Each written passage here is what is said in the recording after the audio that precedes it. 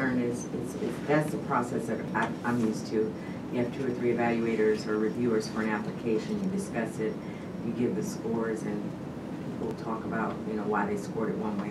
But in this situation, all 5 of us will review every one of the applications, and we have to look at how, based on scores, are we going to discuss each one of the applications. I guess do we have to, or can you take the lowest scores that won't meet it and not discuss those?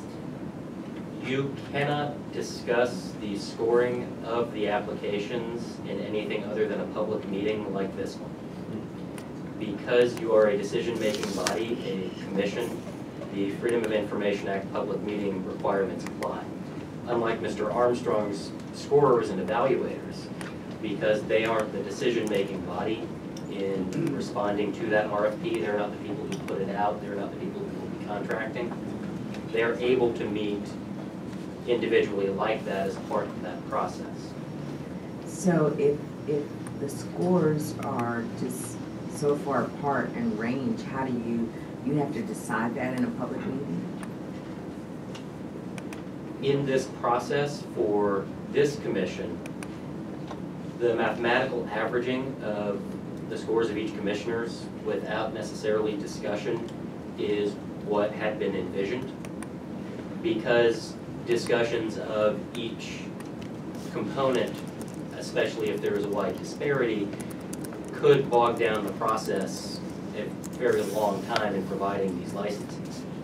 Also, with a clear rubric like what Mr. Armstrong provided, it is less likely to have an extreme deviation when that 0 is complete failure to provide any information or to say, trust me, I'll get it to you later if you give me the license. It's hard to have a bigger variation. Now, could one of you rate something as 3 as sufficient but just of acceptable quality to meet the standards, and some of you rate it 4 as, that's a superior if not excellent? It's possible. But that deviation is less of an issue when we have that clear standard that everyone's working off of. How long do you typically have to respond to an RFP of $1 million or more? How long does it take on average? How long does it take, or are you asking how long an offeror has from the time that we put out notice? From the time you have received all the applications until you are giving whoever's the requesting body your summation, how long does that process take? That's what I'm saying, it really varies, because we might have something as simple as, say, janitorial services. Not to belittle those, they keep the world clean, they're important. But then on the other hand, you have something with incredible complexity, maybe thousands of points at stake, over like the Medicaid management information system that DHS utilizes. It has lots of working pieces and components. So it's really going to depend on the amount of material that's being evaluated.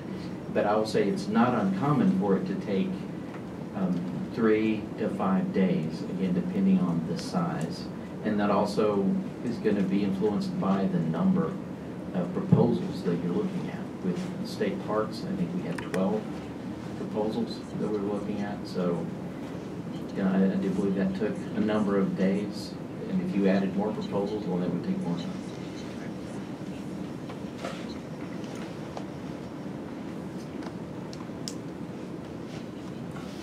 Any more questions? Thank you so much. Thank you so much for Appreciate it very coming.